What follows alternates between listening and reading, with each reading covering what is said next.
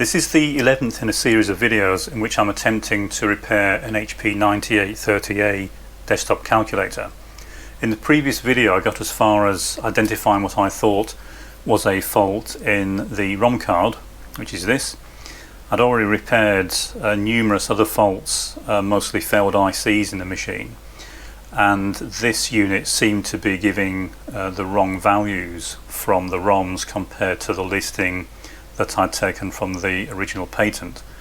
Now, of course, I don't know if the patent's correct, but looking at the instructions that were decoded, then it does seem that the ROMs are giving values that just don't make sense. So what I'd already done with this card is replaced a couple of the ICs that had failed, so it does appear to be working to a certain extent, but it was still giving the wrong values, and I had the logic analyzer probes connected directly to the ROM chips, so I was trying to eliminate any input or output buffer issues. Before I go any further with this video, I just wanted to address a very interesting comment that was made on the previous video about the display of data on the analyzer screen. So we'll just have a quick look at that before we go on with this video. The comment related to the way I had the analyzer set up to display data. Unfortunately, I can't show any data at the moment because I don't have the analyzer connected to anything. But you can see we had the various values selected, including some bus values. The buses, for example, MREG is a 16-bit bus, and I was displaying the data as a 4-digit hex value.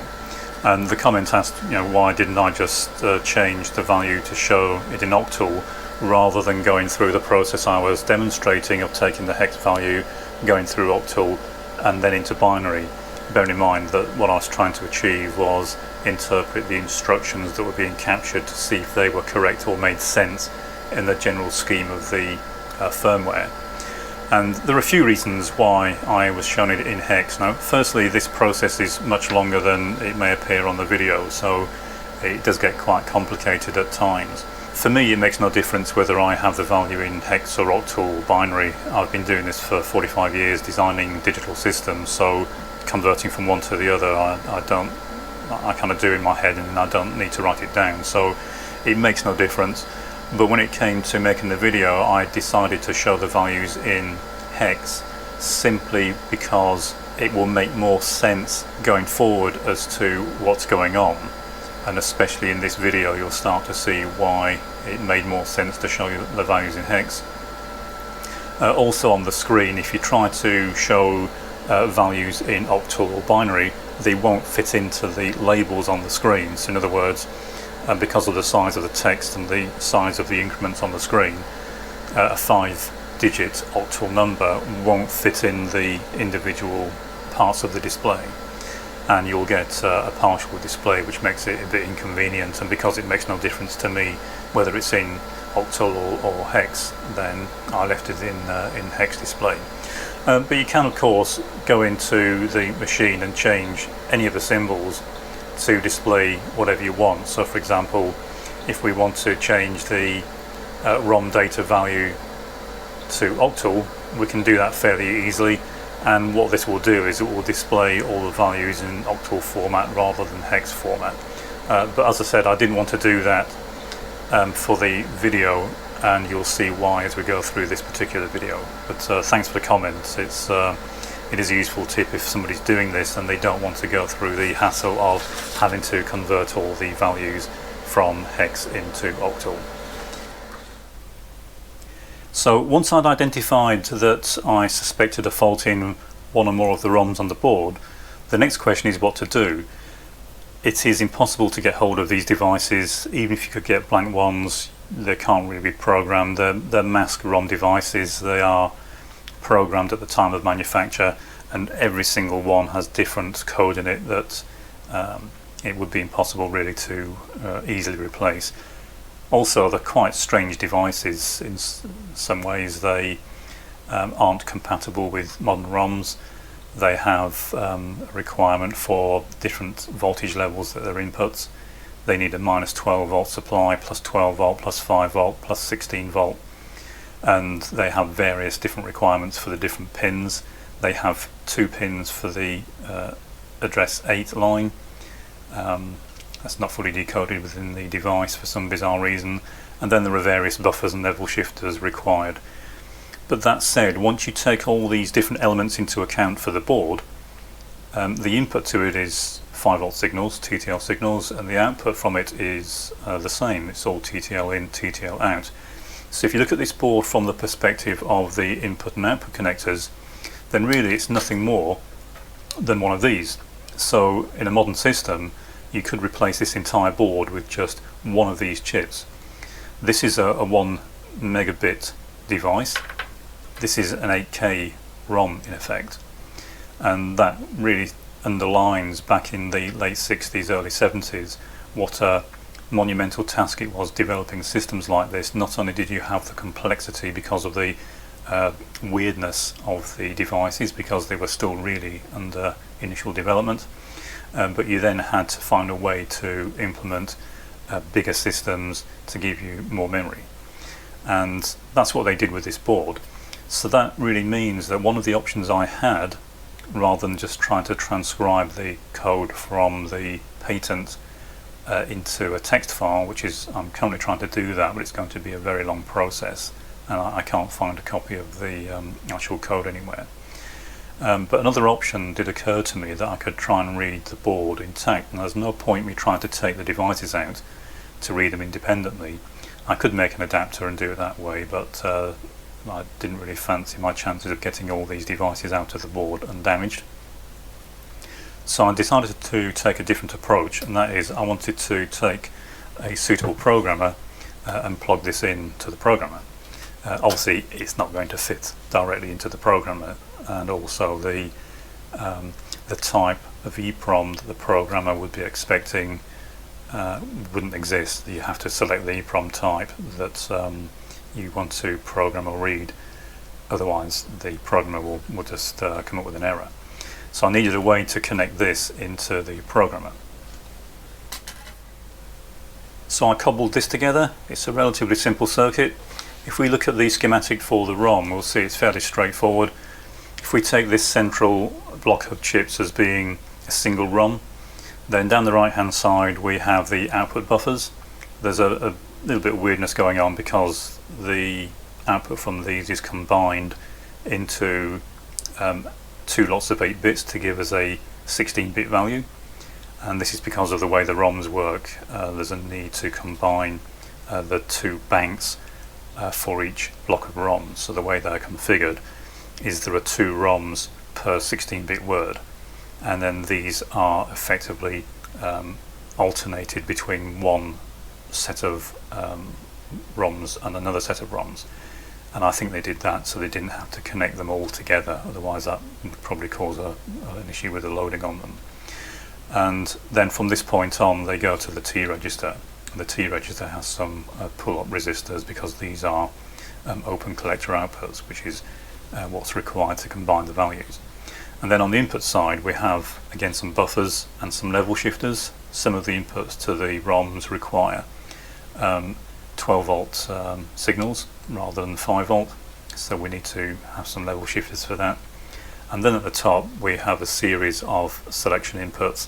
Because these are 512 byte ROMs, then you can't just use the address lines direct from the address bus, because obviously it would select them incorrectly. So these lines on the HP come from the output of a multiplexer. In other words, only one of these is selected at any one time, and it's a 16-bit multiplexer, so it has 4 inputs, and those 4 inputs are driven by 4 of the address lines. And that gives us the bottom bits of the address lines, and then the top 4 bits of the address lines, to give us the required 13-bit address, and that gives us a total of 13 bits to properly address an 8K card. So what I essentially needed to do was to create an interface between this card to make the programmer think that this was a single EEPROM, and that's what I did. It's as I say, a very straightforward circuit. So it comprises, at the top we have the same type of multiplexer that's used in the HP, and that takes 4 of the address lines and turns them into the selection line for the particular bank of ROMs, and then we have a couple of inverting buffer chips. If we look on here, you'll see that these say NROM-A3, for example. The N means not, so in other words these are active low inputs, and the programmer uses active high inputs, so I needed to invert the inputs for the bottom address lines. I also needed to decode these two lines, so we have an address 8 and a not address 8. For some bizarre reason there are two pins for A8, and they are complementary. One has to be high when the other's low, and so I needed to include some decoding for that. I also needed to include several regulators, so we need plus 16 volts, we need plus 12, plus 5 and minus 12 volts, so I had to arrange that on here as well. And then of course I just needed to make sure that the correct pins went to the correct connectors. So that was just a case of following the schematic through and making sure I had them spaced so it would fit on the board. What I can now do, of course, is plug the board into this. Okay, so now we have the board plugged in. The next thing is to plug it into the programmer. Okay, so I have the board connected to the programmer through the interface, and the way I had the interface put together was to emulate this particular device. It's an M27C400, and the pinout and the signal levels and the configuration was selected so that the programmer would be fooled into thinking it was one of these devices. Now it will fail, of course, when it does a validation on the programmer, because the programmer tests the code, the signature code that's in the ROM, as well as the checksum, and of course that will not exist in this board, but it will still read it. So what it will do is it will read the raw data, and it will then try and verify it by checking the checksum, and that will fail, but we should still be able to read the data. So I'll just go and start the programmer software reading. We'll look at the results up here and see what we get.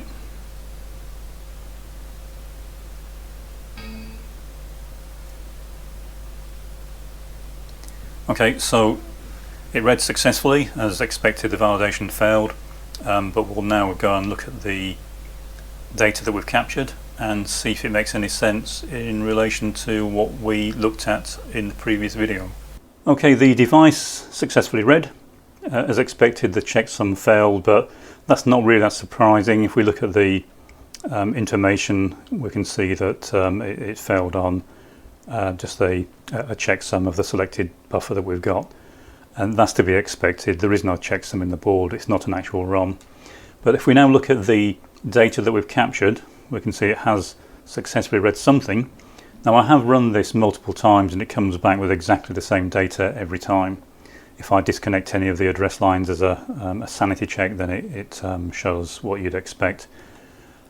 Just out of interest, I mentioned earlier that the reason I used hex values on the analyzer for the videos, even though for the most part I was using octal when I was comparing it against the actual data in the patent, is because this programmer can only show hex values. It can't show octal values, and I wanted to be able to compare what was going on in the analyzer to what we're seeing here in the programmer. Otherwise the videos would be harder to explain. So if you recall, we were looking at address 815 hex, and these are the addresses down the left hand side, and they are in hex. So if we scroll down to 815, so 815, if you recall from the previous video, the value we were getting was B4E3, and that is exactly the same, and the previous addresses are the same as well. They match what I was seeing in the analyzer. However, the confusing bit, and it's not really what I was expecting from the results I'm getting here, was that if you also recall, the value at 818 hex was C400, and that's not what we're getting. We're getting 97A5. So in other words, the values that are being read using this setup are not the same as the values being read directly from the analyzer. Now that could be for any number of reasons. It could be noise, it could be timing of the signals, and that's what I have to investigate next. Now most of the data in here doesn't look correct. and it's what I was expecting, and it does compare favourably with what's in the patent listing. So there's still something a bit odd going on. There was a comment on the previous video that there were various updates to the firmware in the HP machine, so it might be this is a later version firmware. Certainly at least a couple of the ROMs have been replaced, and that may well be the way they did the update. So it may be that the listing I have in the patent is incorrect, and that the ROMs are working fine. Unfortunately, I have no real way of knowing that unless anyone out there has any information on what the individual numbers on the ROM chips mean, or have a listing from the actual ROMs themselves, in which case I'd be much obliged if you could let me have a copy of that. But either way, at least now I have this saved to a binary file, and I can now either try to edit this to remove the faults if there are any, and then I can use the file to program a new ROM and make up a drop-in replacement ROM card, or I can see if the ROM card is actually working and see if there's something else going on somewhere. Having said that, in the previous video I mentioned I was going to hook the address lines on the analyzer direct to the chips on the ROM card, and I did actually do that, and the addresses that the ROM chips were seeing were correct, so I don't think it was selecting the wrong address lines. I think there's just an issue here that the ROM might be working and I just have the wrong listing values in the patent. Okay, that's it for this video. I hope you found that interesting. I've been able to successfully read data from the entire contents of the ROM card. There are some oddities in what I'm seeing, so I need to investigate this a bit further. But all things being equal, if I can manage to verify that the code I'm getting is viable, even if I need to edit it, then what I can do is make up a replacement ROM card. It will be extremely simple and comprise of nothing more than one of these sitting in the middle of a huge board, but it will be a drop-in replacement for this card, and it may even be useful for other people. If I can verify it and get it working, then I can make the either the code or the ROM boards available if somebody else has one of these that they're having problems with. Even if nothing else, it could be used to generate test code to test the machine. Bearing in mind that with a few switches on this card we could have up to about 40 copies of the code in a single modern ROM, and then just use the switches to select which particular version you want to run, and maybe have some specific test routines in there for testing various things like the display or something else. So it'll be very interesting. It's I think potentially a very interesting development project. But if anyone does have any information out there about what the contents of the ROM should be, I'd appreciate anything that can be fed back.